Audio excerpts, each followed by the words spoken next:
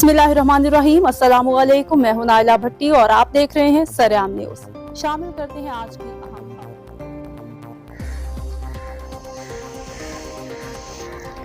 Gujarat police थाना डिंगा ने अंधे कत्ल की लर्जा खेज वारदात को ट्रेस कर लिया। सिफाक मुलजिम आलाई कत्ल समेत गिरफ्तार मोरखा 18/9/23 को थाना डिंगा के इलाका पंजन शेर शाहाना में दरबार बाबा शेर शाह की मतवली सैयद मोहम्मद शाह को नामालूम मुलजिमान ने छुरियों के वार करके कत्ल कर दिया।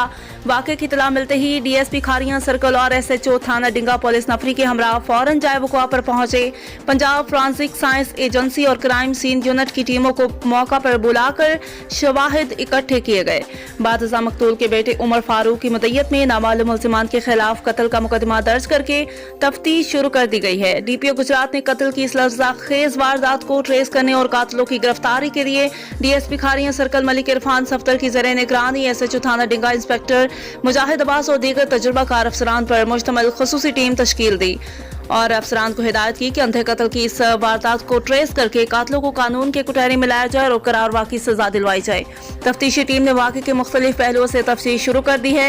मशकूक अफराद की इंटेरोगेशन की गई है। पुलिस ने जदीद टेक्नोलॉजी और पेशा वराना महारत को बरूकार लाते हुए अंधे कत्ल की इस वारदात को ट्रेस करके वाक़े में मुलविस मुलजिम यासिर इकबाल व जफर इकबाल को खुसूसी ऑपरेशन के जरिए आला कत्ल समेत गिरफ्तार कर लिया है, जबकि मुलजिम से मजीद इंटेरोगेशन जारी है।